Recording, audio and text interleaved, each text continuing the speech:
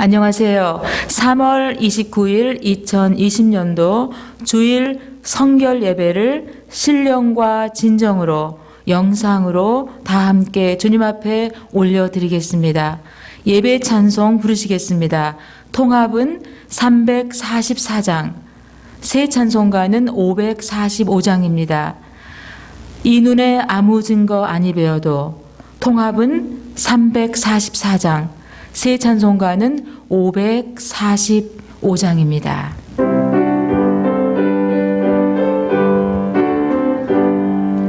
이 눈에 아무 증거 아니 배어도 믿음 만을 가지고 산을 걸으며 위기에 아무 소리 아니 들려도 하나님의 약속 위에 서리라.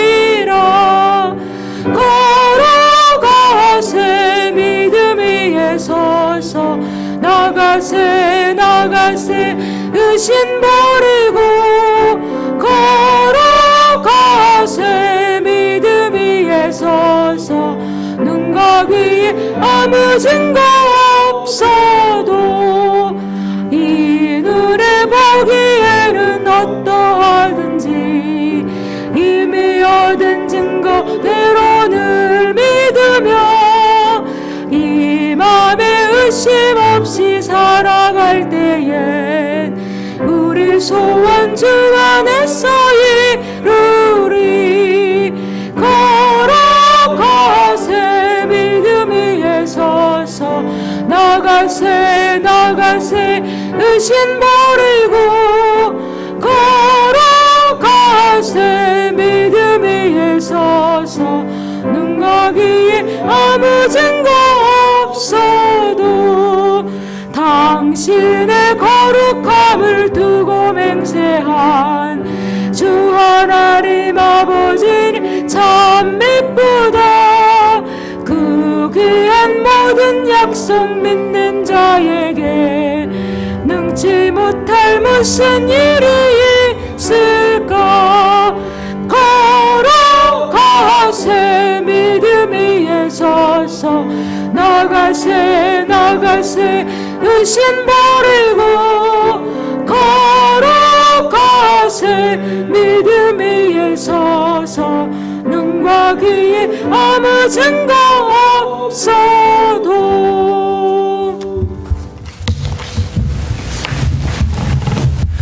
우리 같이 기도하겠습니다. 하나님 아버지, 참으로 감사합니다. 이 어렵고 힘든 이때에 또 이렇게 영상으로 하나님 앞에 예배할 수 있고 주님을 찬양할 수 있는 특권을 주시니 참으로 감사를 드립니다. 하나님, 이 시간 먼저 우리의 연약함과 또 우리의 죄악을 주님께 올려드립니다. 알게 또 모르게 지은 죄들 하나님께서 용서하여 주시고 이 시간 하나님의 말씀을 들을 때에 하나님과의 막힌담이 없도록 하나님 우리의 죄를 씻어주시고 다시 주님의 백성으로 정결케 하여 주시옵소서.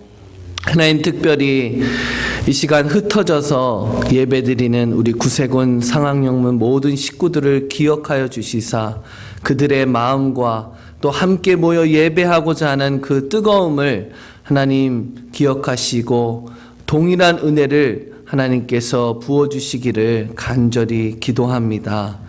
그들의 예배를 받아주시고 매일의 삶 속에서 보이지 않는 또 어려운 이 상황 속에서 하나님의 소망과 하나님의 평안을 느낄 수 있도록 주여 축복하여 주시옵소서. 하나님, 특별히 우리 이 코로나 바이러스를 위해 하나님 기도합니다. 벌써 이제 10만 명이 넘는 그런 전염자들이 생겼습니다. 하나님께서 하나님의 손길로 치유하여 주시고 또 이 땅이 다시 회복되는 그런 은혜를 부어주시기를 간절히 기도합니다. 하나님, 이 시간을 통하여서 또 우리 인간이 얼마나 연약하고 나약한 존재인지 하나님 앞에 다시 고백합니다. 정말 아무것도 할 수 없는 이 상황 속에서 오직 주님만을 바라보게 도와주시고 하나님만이 우리의 통치자요 또 하나님만이 우리의 주인이심을 다시 한번 고백하는 그런 시간이 되게 하여 주시옵소서. 하나님께서 오늘 또 김필수 사령관님을 통해 말씀을 전하실 때에 우리에게 꼭 필요한 하나님의 은혜의 말씀이 전달되게 하시고 또 우리의 마음 문이 열려져서 하나님이 주시는 그 말씀을 아멘으로 화답할 수 있도록 주여 인도하여 주시옵소서. 하나님께 모든 것을 올려드리오며 사랑이 많으신 예수님의 이름으로 간절히 기도드립니다. 아멘.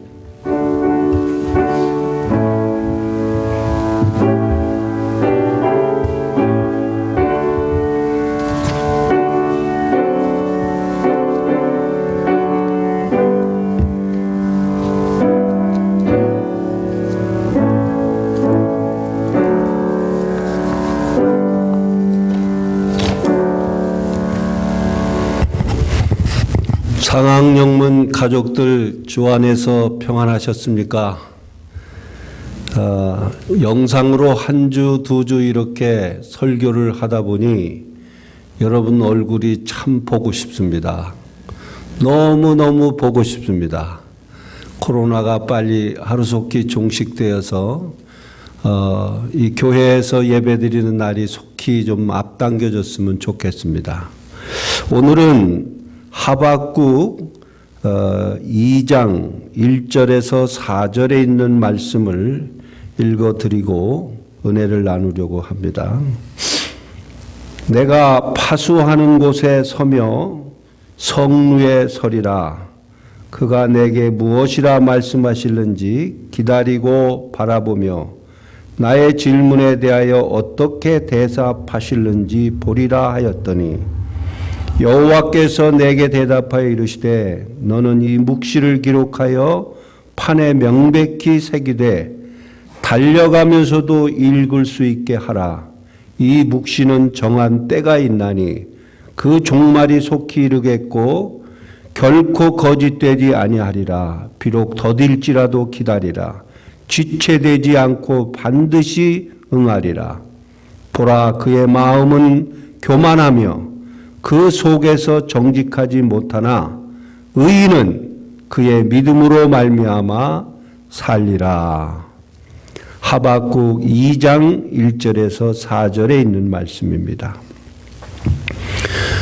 여러분, 이 하박국 선지자는 주전 586년 예루살렘이 멸망하기 직전에 활동했던 선지자입니다.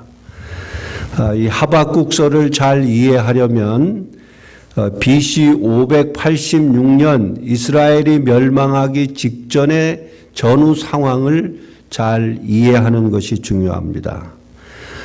먼저 이 이스라엘 백성들이 멸망하기 한 20년 전에 BC 605년에 이스라엘 백성들이 예루살렘에 살던 백성들이 바벨론의 제1차 포로로 잡혀갑니다. 이때 다니엘을 비롯해서 많은 귀족들이 포로로 잡혀갑니다.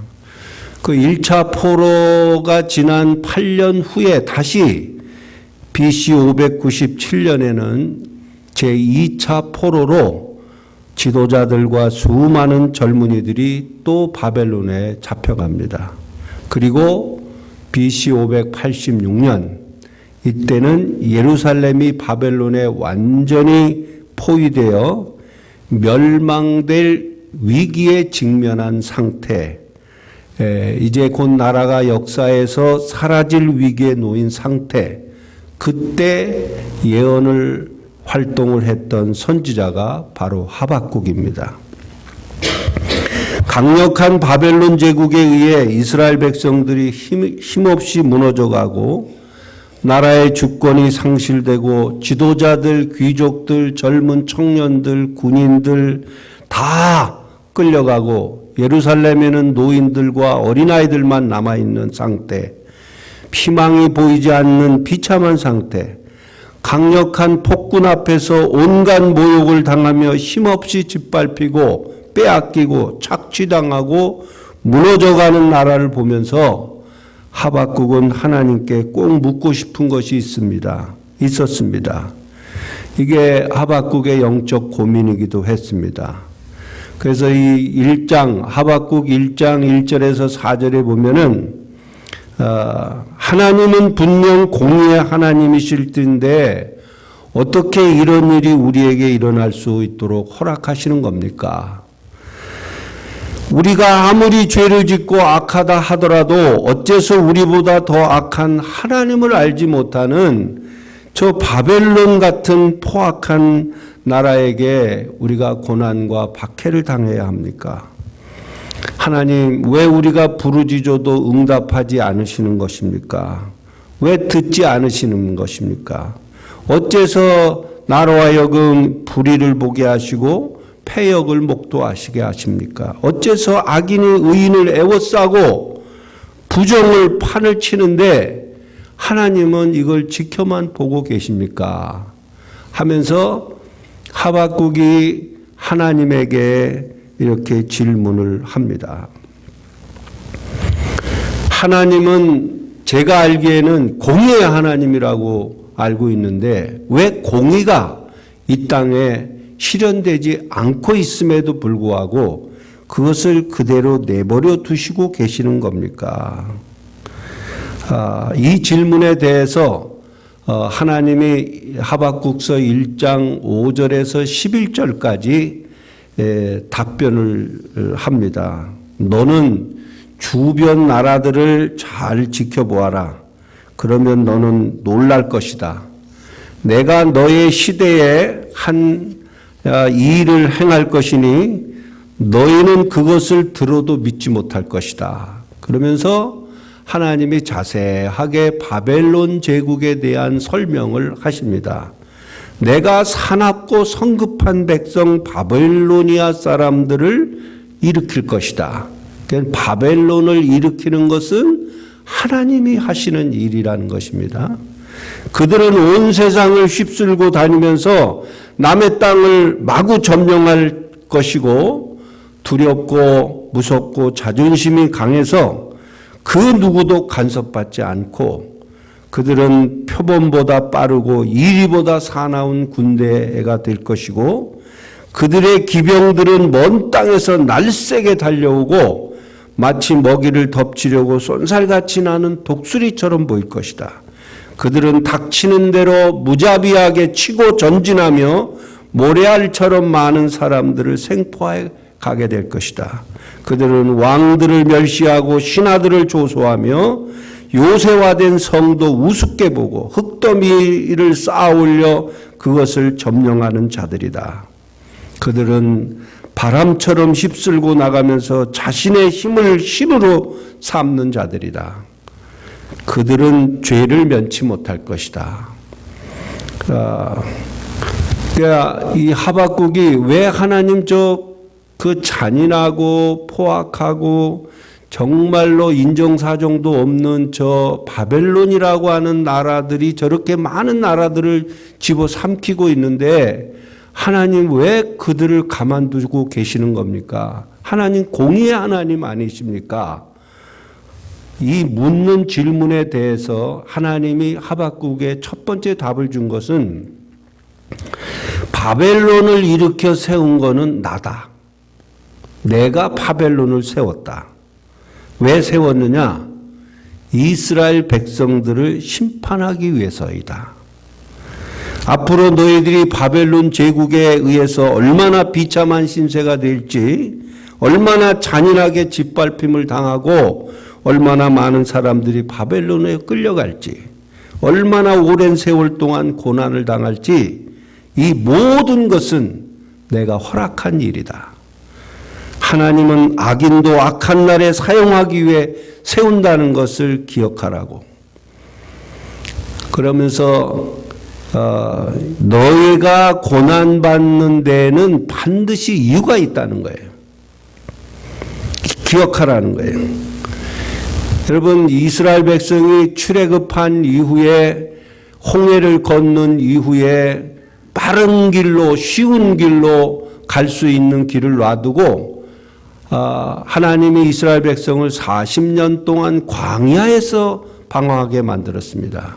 왜 그랬겠습니까? 신명기 8장에 보면 내가 너로 이 40년 광야길을 걷게 한 것은 첫째, 너를 낮추기 위해서였다.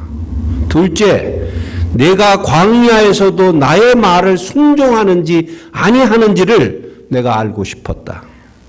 셋째, 사람이 떡으로만 사는 것이 아니라 하나님의 입에서 나오는 하나님의 말씀을 먹고 살아야 된다는 것을 철저하게 학습시키기 위해서 내가 일부러 너희를 광야 40년 길을 돌렸다고 말하고 있습니다.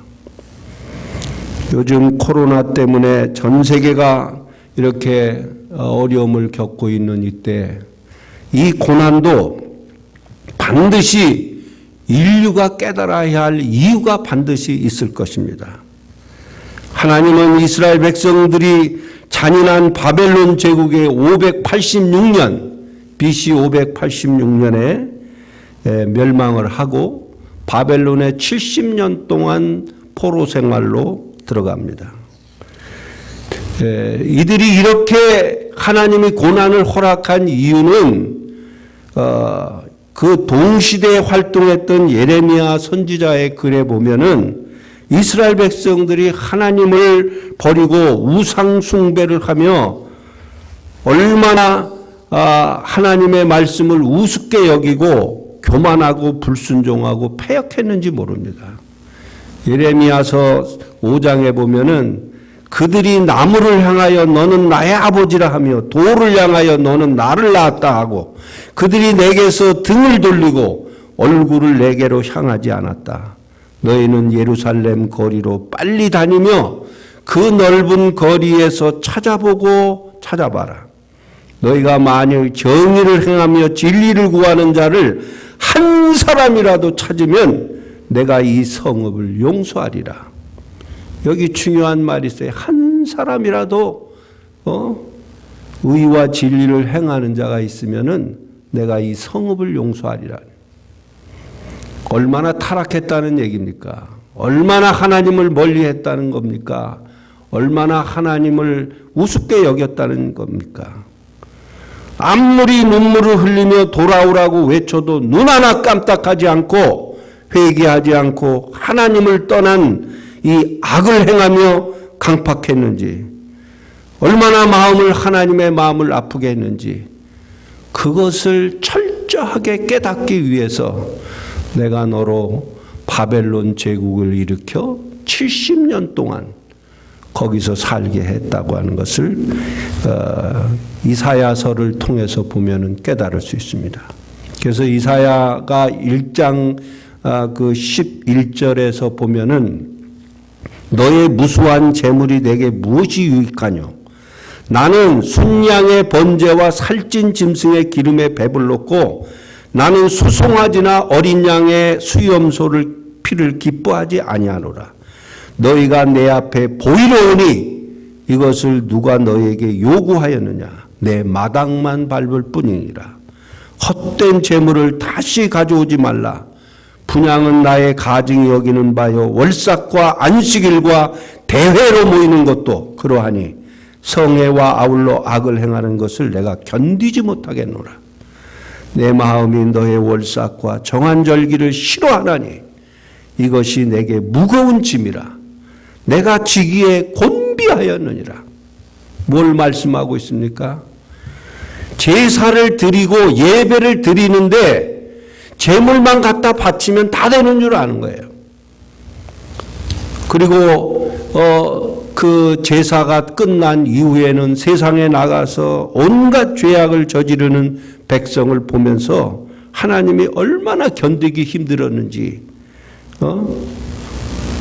내가 짐승의 피를 못 먹어서 갈증이라도 난 것처럼 내가 짐승의 기름을 그 짐승의 기름이 발려지는 그 속에 예배자의 그 마음, 통회하는 마음, 자복하는 마음, 겸손한 마음, 감사하는 마음을 담아서 예물이 들려질 때 하나님이 그 예배를 기뻐하신다는 것입니다. 그러니 이들이 이렇게 나를 마음 아프게 하고 견디지 못하게 했으니 하나님께서 그들을 바벨론에 70년 동안 포로 생활을 하게 했다는 것입니다. 그래도 이 말을 들은 하박국이 이해가 되질 않았습니다. 잘 납득이 되질 않아서 또 1장 12절에서 17절에 보면은 또 이렇게 질문을 합니다. 하나님께. 나는 하나님이 거룩하신 분이며 영원전부터 계신 분으로 알고 있습니다. 그리고 우리는 죽지 않을 것이라는 것도 믿습니다. 하나님께서는 우리를 심판하고 징계하시려고 바벨론 사람들을 택하시는 것도 이해합니다. 그런데 하나님은 정결하시고 공의로우셔서 악을 참아 보지 못하시고 패역한 짓을 행하는 자들을 결코 용납할 수 없는 분이라고 제가 알고 있는데 어째서 괴율한 자들을 방관하시고 악인이 자기보다 더 의로운 자를 삼키고 있는데 왜 보고만 계시는 겁니까? 어찌하여 사람을 바다의 고기나 곤충처럼 대하실 수 있습니까? 어째서 바벨론 사람들이 낚시로 사람을 잡아 그물로 끌어올려 놓고 기뻐하고 춤을 추고 있는데 그걸 바라만 보고 계십니까? 어째서 그들이 호의호식하며 자기 신들께 제사 드리는데 가만두시고 어째서 그들이 칼로 여러 민족을 무자비하게 죽이고 있는데도 그냥 보고만 계시는 겁니까? 공의의 하나님 맞습니까? 제가 묻고 싶은 것은 하나님의 공의가 어디 갔느냐 이 말입니다. 왜 악인들은 잔인한 행위를 그대로 놔두시느냐는 것입니다. 그들 또한 심판받아 마땅할 존재가 아니냐는 것입니다. 우리도 잘못했지만 우리보다 더 악한 사람들이 세상에 얼마나 많은데 왜 그들은 가만두시느냐는 그런 말입니다. 이때 하박국이 하나님이 어떻게 답변하시는가 오늘 읽은 본문에 보시면 이렇게 말합니다. 내가 내 망대에 올라가서 기다리며 내 질문에 여호와께서 어떻게 대답하실지 알아보고 또 내가 책망받을 경우 대답할 말까지도 생각해 보겠다. 하나님이 내가 이렇게 말한 그 질문에 대해서 어떻게 답변하실지를 그리고 그 답변에 대해서 변론까지 할 생각을 잔뜩 생각하고 하나님이 어떻게 답변하시는가를 기다려 보겠다는. 그때 하나님이 입을 열어 이 하박국의 그 질문에 대해서 이렇게 답을 합니다. 너는 내가 너희에게 말해주는 것을 판에 선명하게 기록하여 달려가면서도 읽어볼 수 있게 하라.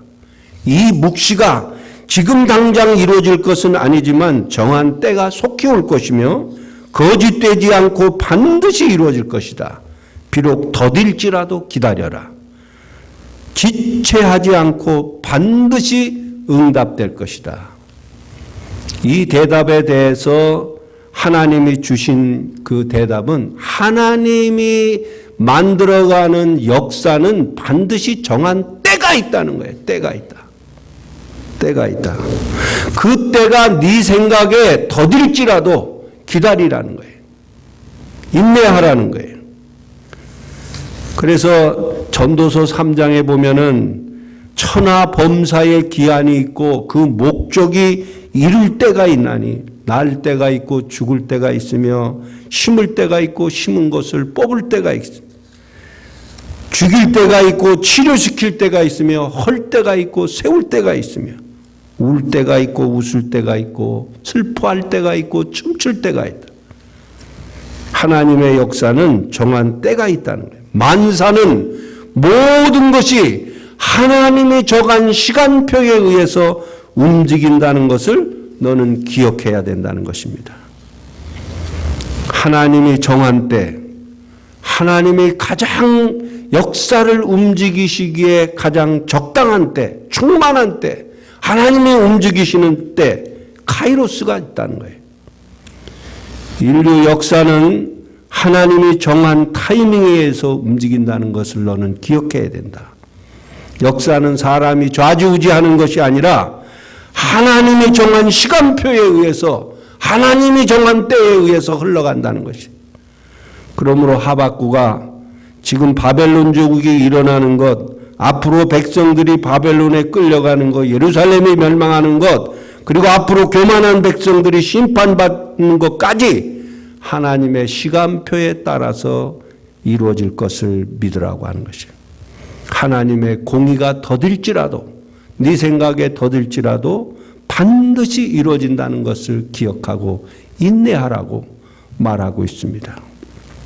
저는 여기서 중요한 교훈을 하나 얻습니다. 여러분, 하나님은 정한 때를 따라서 일하시는 분이세요. 성도들은 이 때를 놓치지 말아요. 지금이 무슨 때인지를 기억하면서 살아야 돼요. 여러분, 지금이 어떤 때인지, 정말 이제는 말씀을 듣고도 듣지 못할 때가 올지도 모릅니다. 지금이 은혜 받을 만한 때, 지금 구원의 때를 놓치지 않는 것이 중요합니다. 지금이 잠잘 때인지 기도할 때인지 지금이 정말 믿음으로 서야 할 때인지 충성할 때든지 어느 때인지를 그 때에 대한 감각을 하나님의 시간표에서 움직이는 인류의 역사를 보면서 우리가 이 때를 놓치지 않는 지혜로운 성도들이 되어야 합니다. 나는 여러분들이 그런 성도들이 되시기를 주의 이름으로 축원합니다. 미련한 다섯 처녀가 때를 놓치니까 밖에서 슬피 울며 이를 가라. 한 달란트 받은 자가 충성할 때를 놓치니까 이 약하고 게으른 종아 책망을 받았습니다. 여러분, 때는 항상 오지 않습니다. 하나님의 때가 있어요.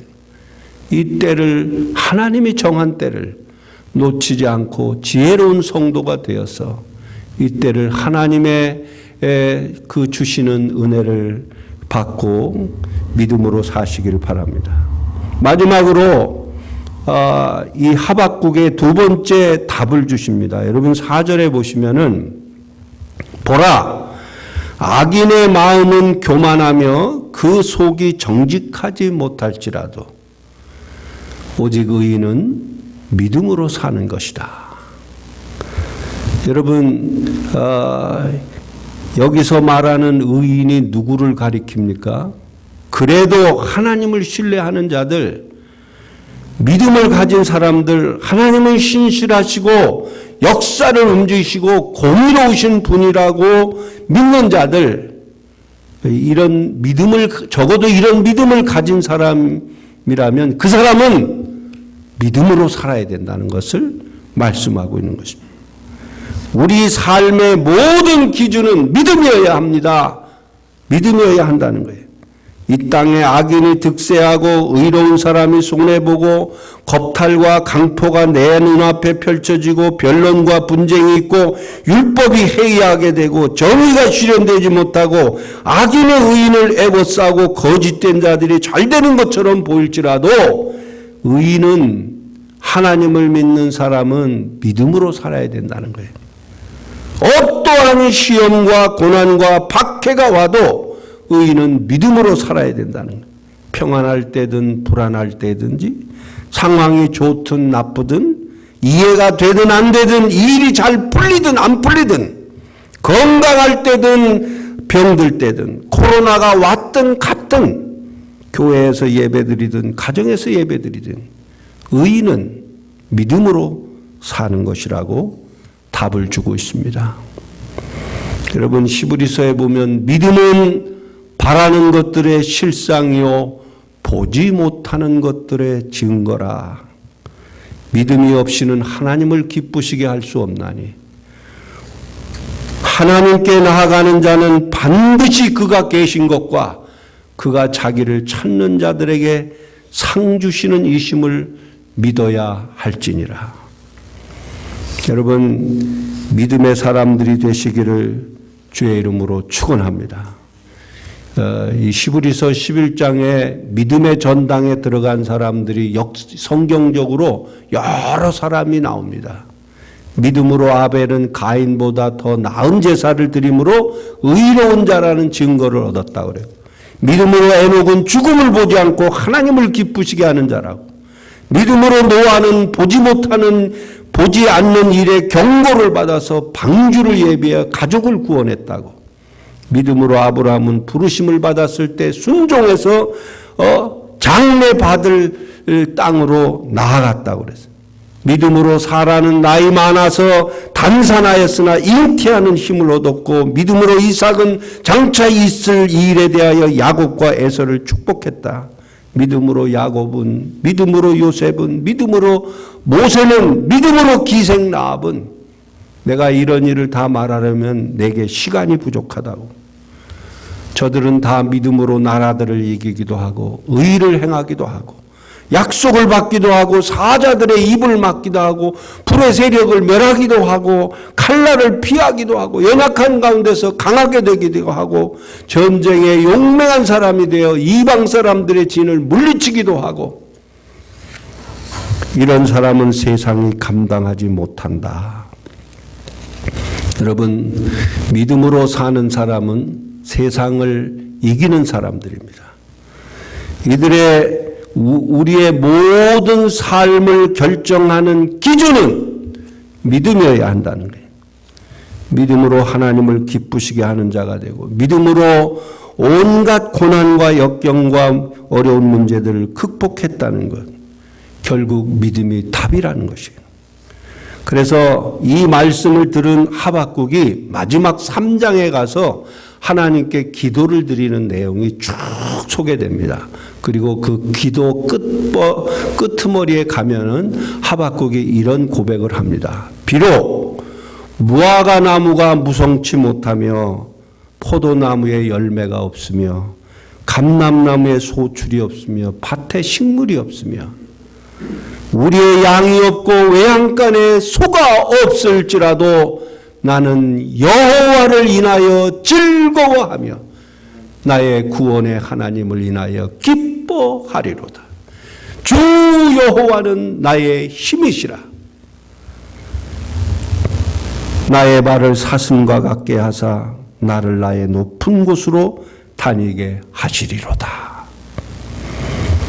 여러분, 하박국이 하나님에 대한 눈이 다시 열려지고 세상이 불공평한 것 같고 이 코로나가 언제까지 될지 이것 불투명하고 세상이 무질서한 것 같고 이렇게 잘못 돌아가는 것 같아 할지라도 하나님에 대한 눈이 열리고 그 하나님의 역사에 대한 그 믿음이 생기고 난다면은 모든 것이 내게 갖춰져야 할 것이, 필요한 것이, 꼭 있어야 할 것이 없을지라도 나는 여호와를 인하여 즐거워하고 나의 구원의 하나님을 인하여 기뻐하리로다. 여러분, 이 고백을 했다고 해서 하박국의 상황이 바뀐 게 아니라는 것을 기억하세요. 하박국의 상황이 형편이 좀 나아진 것도 아닙니다. 바벨론으로부터 고난과 핍박이 사라진 것도 아닙니다. 악인이 의인을 애워싸고 있는 것이 사라진 것이 아닙니다. 그럼에도 불구하고 그 상황에서 하박국은 나는 여호와로 인하여 즐거워하며 나의 구원의 하나님을 인하여 기뻐하리로다. 달라진 게 뭡니까? 세상이 달라진 게 아니라 하박국의 마음속에 살아계신 하나님이 다시 보인 거예요. 세상이 뭔가 잘못 돌아가는 것 같고 불합리한 것 같이 보여도 나의 힘이 되신 하나님이 지금 나와 함께 하신다는 확실한 믿음을 갖게 되자 그는 모든 조건들이 다 채워지지 않을지라도 내가 반드시 외양간에는 소가 있고 우리에는 양이 있어야 하는 게 마땅하지만 그게 없을지라도 나는 여호와를 인하여 즐거워하며 기뻐하리로다. 어려운 때 나는 여러분들의 신앙이 살아계신 하나님을 경험하는 너무 좋은 때가 되기를 바랍니다. 여러분의 신앙이 더 순도가 높아지고 여러분의 신앙이 깊이가 더 깊어지고 맑아지고 순수해져서 이때에 하나님이 믿음 있는 사람들을 지켜보고 단련하고 계시다는 것을 기억하시기 바랍니다. 하나님은 어제나 오늘이나 동일하십니다. 하나님은 인류 역사를 주관하십니다. 통치하십니다. 보존하시고 통치하시고 다스리십니다. 하나님은 정한 때를 따라 역사를 움직이십니다. 우리에게 이런 고난을 허락한 것도 하나님이 허락하는 범위 안에서 일어나는 것입니다. 하나님은 악인을 심판하시고 의인을 구원하실 것입니다. 하나님은 우리의 기도를 들어 응답하십니다. 어두움은 빛이 비춰지는 순간, 순식간에 사라지는 것이 어둠입니다. 세상보다 더 크신 하나님이 내 안에 들어오시고 그분이 나와 함께 하신다는 이 신실한 하나님에 대한 믿음이 있으면 세상을 이길 힘이 내 안에서 나오게 될 줄로 믿습니다. 이것이 믿음으로 사는 자의 축복입니다. 믿음의 크기가 행복의 크기를 결정합니다. 오늘도 하나님은 살아계셔서 여러분들을 축복하시길 원하십니다. 여러분들의 믿음이 더 견고해지기를 원하십니다. 여호와는 너희에게 복을 주시고 여호와는 너를 지키시기를 원하며 여호와는 그 얼굴을 내게로 향하여 드사 평강 주시기를 원하며 여호와는 내게 은혜 주시기를 원하노라. 오늘도 이 한 주간도 이 믿음으로 승리하는 하나님의 자녀들이 다 되시기를 주의 이름으로 축원합니다. 아멘. 기도하겠습니다. 하나님 아버지, 어떻게 보면 지금 돌아가는 세상이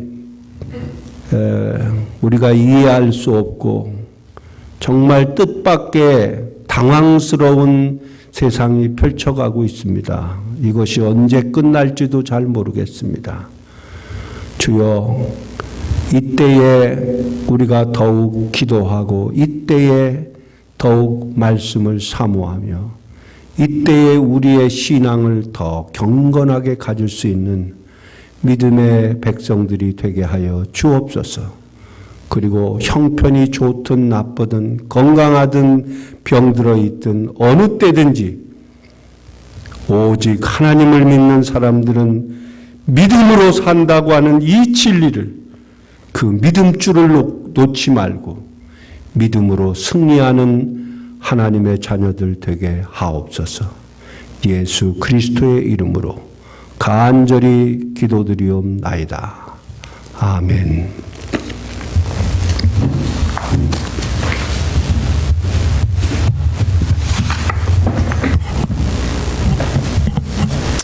지금 이 시간은 봉헌하는 시간입니다. 다 함께 헌금을 드리는 시간을 갖도록 하겠습니다. 먼저 봉헌 기도로 주님 앞에 올려드리겠습니다.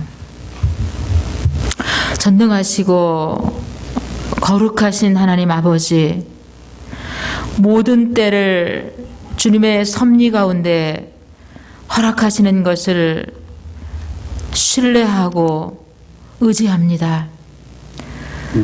주님의 은혜로 지켜주시고 인도하여 주셔서 진심으로 감사를 올려드립니다. 주님의 은혜가 아니면, 주님의 사랑이 아니면, 주님의 인도하심이 아니면 저희들이 예배자로 살아갈 수 없는 것을 이 시간에 고백합니다. 주님, 저희들의 신앙의 고백이 날마다 믿음으로 주님 앞에 더욱더 가까이 갈 수 있도록 주님 저희들을 붙잡아 주시고 인도하여 주시고 강권적으로 참으로 인도해 줄 줄 믿습니다. 저희들이 땀 흘리고 애써 소득한 일부분을 주님께 올려드립니다. 우리의 가진 모든 것이 주님의 것인 것을 이 시간에 고백합니다. 육신의 장막을 입고 이 땅에서 살아가는 동안에 청지기의 삶을 살아갈 수 있도록 도와주시고 다스려 주시길 기도로 올려드립니다. 오늘 이 시간 11조로 감사헌금으로 주정헌금으로 특별헌금으로 또는 마음은 원의로 내 물질이 없어서 마음과 정성과 기도로 드린 예물을 주님 받아 주시옵소서. 오늘 말씀을 붙들고 마음에 새기고 순종하는 삶으로 믿음으로 의인의 길을 좁은 길을 갈 수 있도록 주님 저희들을 붙잡아 주시고 동행하여 주시옵소서. 이 물질이 쓰이는 곳에 주님의 나라가 확장되어지고 가난하고 목마르고 매인 영혼들에게 주님의 십자가에 구원의 사랑을 전하는 도구로 사용하여 주셔서 구원받는 영혼들이 늘어나게 하여 주시기를 간절히 기도합니다. 주님을 신뢰합니다. 주님의 뜻이 온전히 이루어지길 기도합니다. 특별히 저희 교회에 속한 주님의 백성들을 주님께서 보호하여 주시고 인도하여 주셔서 이 어려운 때에 은혜 가운데 주님을 가까이 하며 기도하며 말씀을 묵상하며 주님의 뜻을 깨달을 수 있도록 저희들을 주님 축복하여 주시옵소서. 언제나 변함이 없으신 사랑이 많으신 예수님의 이름으로 간절히 기도 올려옵나이다. 아멘. 우리 헌금 찬송 통합은 353장, 새 찬송가는 317장 1절만 부르시면서 헌금을 하는 시간을 올려드리는 시간을 갖도록 하겠습니다. 통합은 353장, 새 찬송가는 317장 1절만 부르시겠습니다.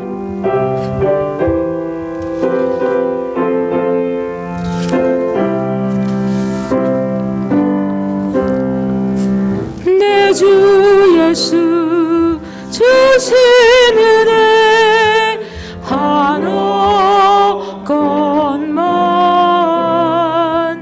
내 주 앞에 네 적은 것 다 들으니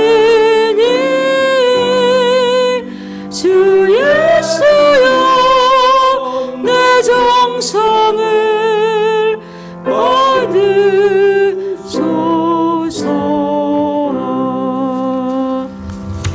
아멘. 이 시간은 광고로 여러분께 알려드리는 시간입니다.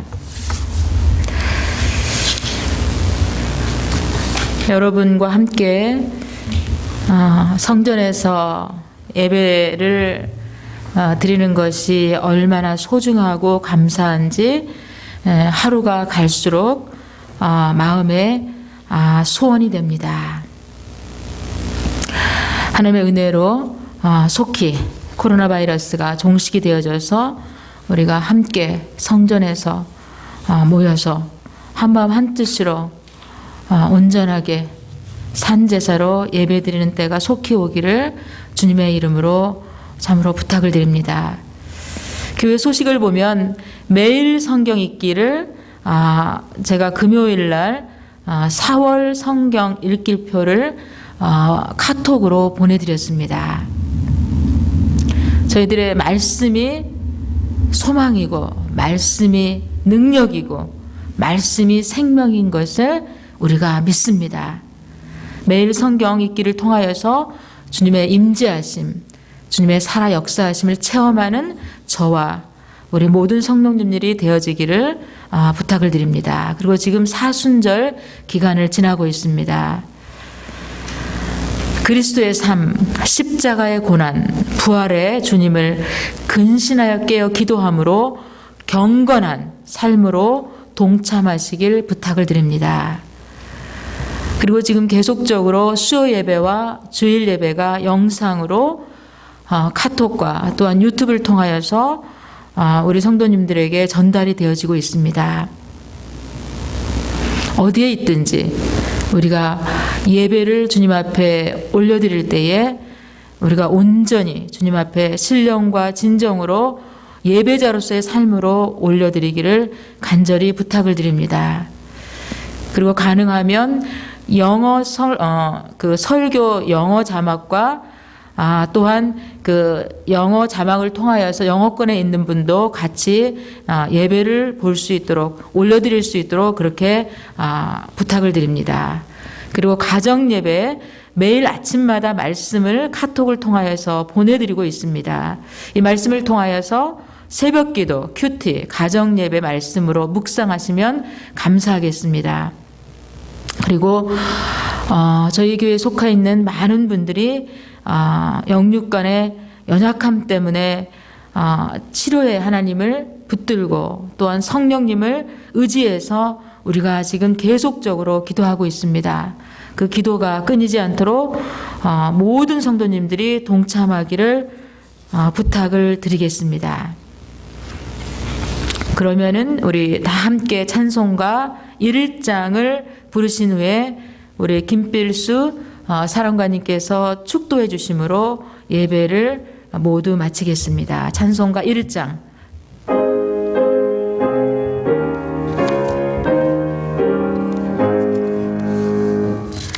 만복의 근원 하나님 원백성 찬송 드리고 저전사여 찬송하세 찬송 성부 성자 성령 아멘.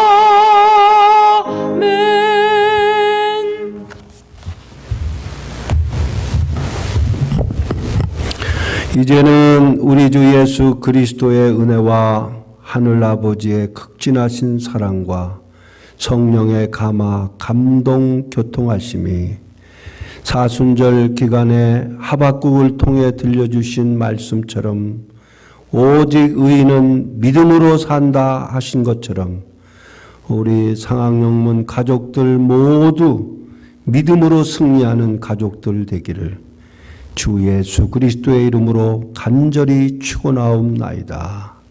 아멘.